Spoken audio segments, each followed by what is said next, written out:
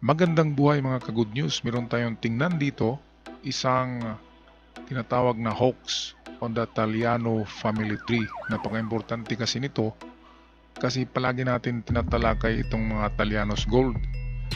Kaya ito, ang gumawa ng Talianos family tree na ito ay siya rin gumagawa ng kwento tungkol sa Talianos Gold. Kaya atin busisain ito para malaman natin ang katotohanan. Narito si Filipino Genealogy Channel. Kudos to Genealogy Channel. Atin panoorin ang kanyang video at ating bigyan ng reaksyon. The tree you see here is a simplified version of the many different and often conflicting genealogies of the Talianos found online. Aside from the claims of having Lapu-Lapu and Soliman as ancestors, the main focus of the Taliano family tree is their claim that they are descendants of a certain Prince Julian, supposedly the twin brother of Queen Victoria of the United Kingdom. Ito dito nag-umpisa ang parang fantasy. Kasi kung ikaw ay anak ng isang British royal blood, dapat ang itsura mo ay Caucasian or white complexion ka, at hindi lang white complexion kundi mukhang English or mukhang Amerikano kung tingnan natin. Dito pa lang gumamit siya ng Prince Julian MacLeod or MacLeod na apelyido na British, tapos dinugtungan niya ng Talyano, pero yung mukha niya ay hindi siya Caucasian, hindi puti. Isabi dito twin brother of Queen Victoria, kaya hindi pwedeng maging twin ito kasi Asian. Paano nangyari? Yung parents ni Queen Victoria, lahat yon ay pure British, kaya dapat kung may lalabas man na anak ay Caucasian race at hindi itong ganito na galing sa galing sa Indonesia, yung nasa picture na yan. Kumukuha lang yata sa sa Google itong gumawa nito, kumukuha lang ng mga litrato. Okay, pagpatuloy natin ang kwento tungkol sa Talianos family tree at kayo na lang ang huhusga kung maniwala kayo dito o hindi. So this is where the fantasy portion of their history starts. To begin with, there is no historical credence to this claim of Queen Victoria ever having a twin brother. The family further claims that Prince Julian was hidden from the public because he was autistic. Okay, kahit autistic yan, pero mukhang Amerikano pa rin yan. British. Okay, sabihin lang natin Amerikano kasi magkapareho lang yung mga itsurang yan ng American at British. In general, tinatawag sila na Caucasian white, mga white man. Itong nilagay dito, bulag pa yung kabilang mata, tapos hindi naman yan Caucasian in race. Kaya nakakahiyang tingnan ito na sabihin na kambal ito ni Queen Victoria. Kasi hindi naman kamukha ni Queen Victoria, di ba? Ngayon ginawa nila ito para makonect nila yung maraming gold.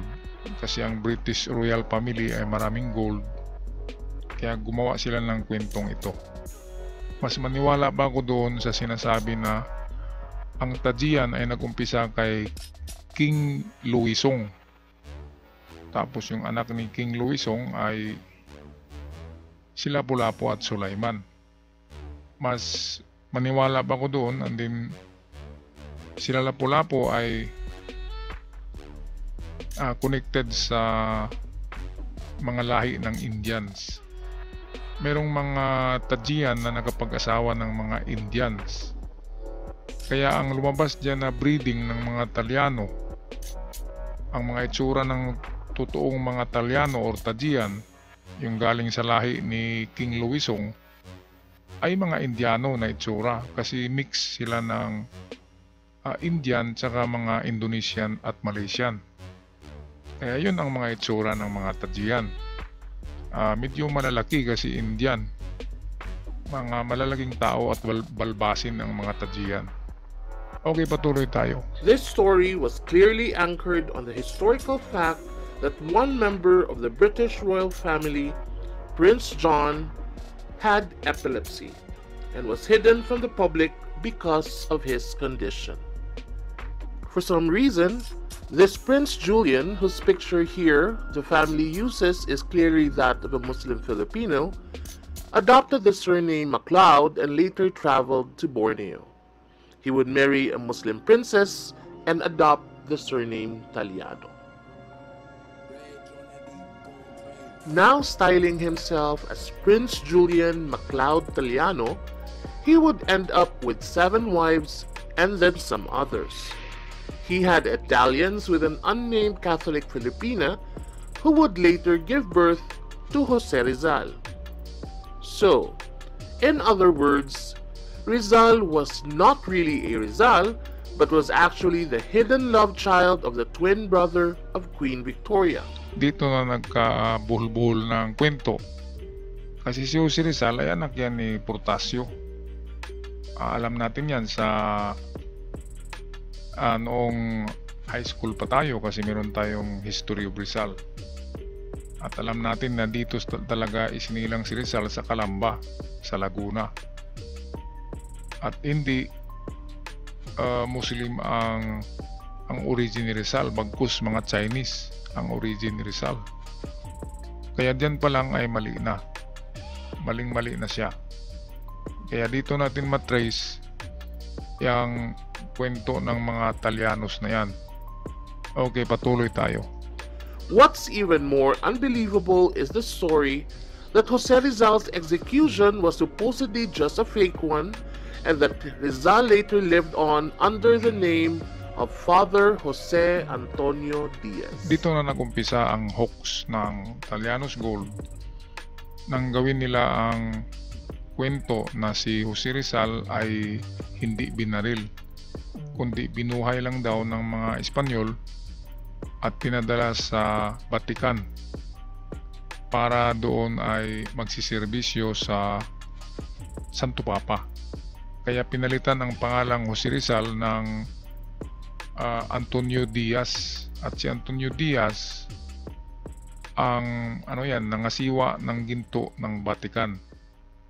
At ayon sa kwento, ang ginto ng Vatican ay galing sa mga Talianos at hiniram lamang ng Vatican at isinuli naman sa mga Talianos na naninirahan sa Pilipinas, kaya nagkaroon ng tunituniladang ginto ang Central Bank dahil diyan nilagak ang mga gold bar ng Taliano na ibinalik galing sa Vatican.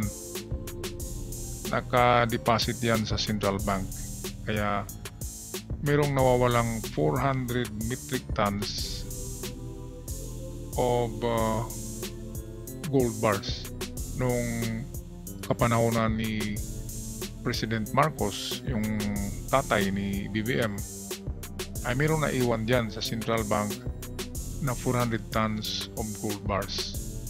Yun ay parte ng isinuling ginto ng Vatican sa Pilipinas under sa mga pangalan na Taliano. Kaya lang yung mga gumagawa kasi ngayon ng Taliano, kasi meron ding self-styled tinatawag na Prince Julian Taliano. Kung i-type nyo ay ang itsura ay hindi itong Julian Taliano na narito sa picture. Ayun ay isang Pilipino lang na nagkunwari. Bogus na siya si Prince Julian Taliano. Okay, kung naman ang totoo dito, matrace naman natin ito. Balikan muli natin ang explanation ni Filipino genealogy. True to form and probably playing on the Playboy image of Rizal, the Taliano genealogy would soon claim that Rizal sired at least 2 of the most notorious men in history. With a Japanese princess, he would father General Tomoyuki Yamashita, while with a Clara Posel, he fathered Adolf Hitler.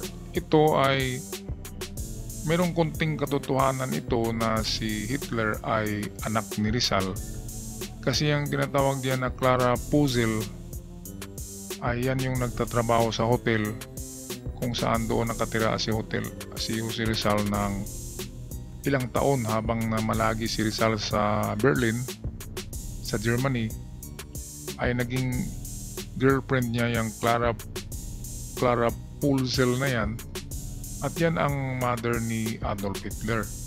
Kaya pwedeng nagkaroon ng relasyon itong German na si Clara at si Rizal, kaya isinilang si Hitler. Ngayon punta tayo dito kay Tomoyuki Yamashita, yung general ng World War II, ay nagkaroon daw ng relasyon si Jose Rizal at yung Princess Kiko. Pero hindi yan totoo. Hindi nagkakilala si Jose Rizal at Princess Kiko. Iba yung nagiging girlfriend ni Rizal doon sa Japan. Ang totoo ay magkapatid yon na nagiging girlfriend ni Jose Rizal nang siya ay namalagi sa Japan. Pero hindi yun si Princess Kiko. Okay, ano naman yun na yan sa History of Rizal. May na-mention dyan na dalawang magkapatid na Japanese na nagiging girlfriend ni Rizal. Palakiro nga itong ating national hero, mahilig sa mga babae, mahilig sa mistisa, parang si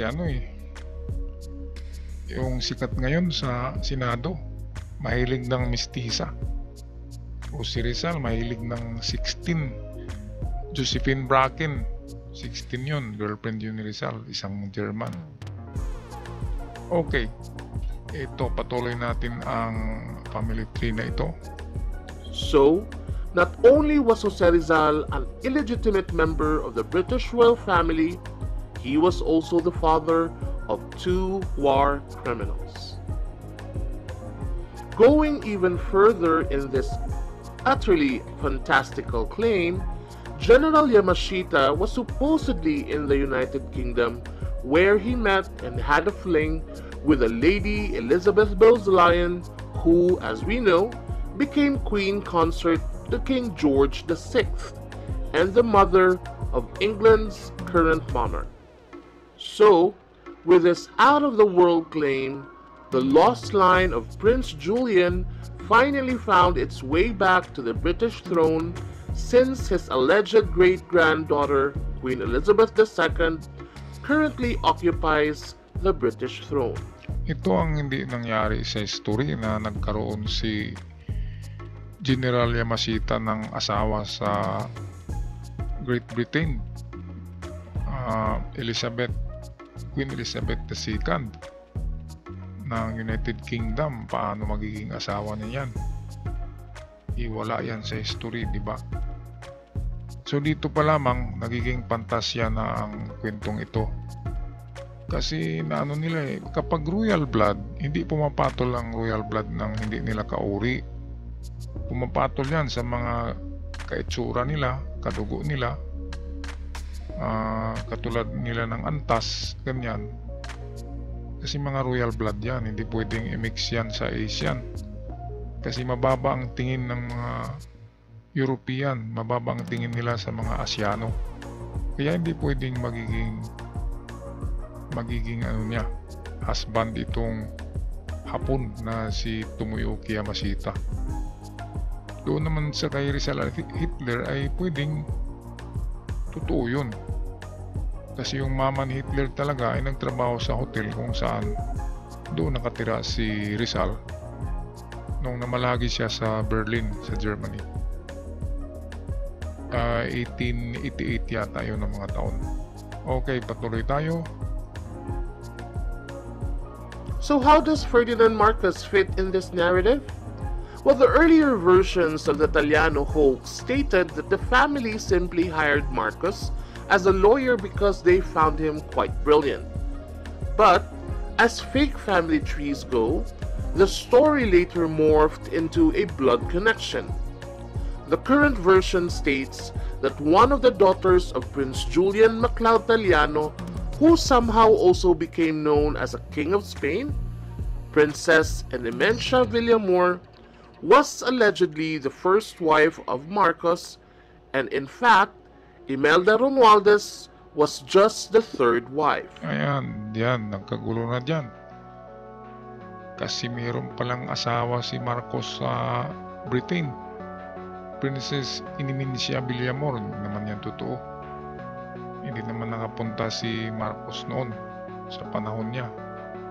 At wala siyang girlfriend na royal blood. At itong Prince Tiburcio naman diyan sa baba, oh. Ano bang klaseng ano yan? Self-styled prince. Hindi naman yan prince. Meron pang isa, yung Prince Julian. Hindi naman bukhang mga prince. Kasi ang mga mga royal blood ay Caucasian. Alam naman natin ang mga itsura. Kaya hindi pwedeng i-connect ang mga Asyano. Nasabi ko na kanina yan. Kasi ano yan, mga parang Ku Klux Klan. Yung meron silang ini-small nila ang mga Asyano ng mga European noon, ng mga royal blood. Kaya hindi pwedeng ipakasal ang Asyano sa royal blood sa Great Britain o sa United Kingdom. Kaya dito pa lamang ay hindi talaga kahit sino ang mag-connectan yan ay hindi pwede. Kaya patuloy natin para atin malaman ang katotohanan nitong mga hoax na ito. This added convolution to the story was necessary to connect the present head of the family, the self-styled Prince Tiburcio Villamor Marcos, to President Marcos. The tree you see here. Okay, so ayun. Ito na yung family tree ng Talyano na isang hoax, isang gawang kwento. Pero sa tingin ko naman yung kay King Luisong Tajian ay malapit sa katotohanan kasi nandyan naman talaga si Lapu-Lapu, nandyan si Raha Sulaiman, at sila ay mga itong galing lahat yan sa bansang Malaysia, Indonesia. Malayan in origin sina Lapu-Lapu at Sulaiman at King Luisong. At ang kanilang mga asawa ay hindi mga Pilipina. Ayon sa kwento ay meron silang intermarriages with Indian, mga Indians. Kaya kung tingnan natin ang itsura ng mga Tajian, tanggalin na natin yung Talyano kasi piki naman talaga yan. Tajian lang. Ang mga Tajian, kung meron ng mga anak, ang mga anak niyan ay mukhang Indian. So maiitim, makakapal, kulot ang buhok, malalaki at balbasin. Yan ang itsura ng mga Tajian. At hindi itong mga prince dyan, no? Hindi bagay mag-prince sa atin ang hindi mga mistiso. Kapag tawagin ka na prince, galing kasi yan na kultura sa England, sa United Kingdom, dapat mukha kang Amerikano. Yan. Ayan, tapos na ang ating hoax. The Tallanos Family Tree. Kaya ang Tallanos Gold, palitan natin yan ng Tajian Gold para hindi magiging hoax. Okay, so hanggang sa muli mga katiyats. Maraming salamat sa panonood. Huwag kalimutan mag-subscribe sa ating channel para palagi kayong updated. God bless us all.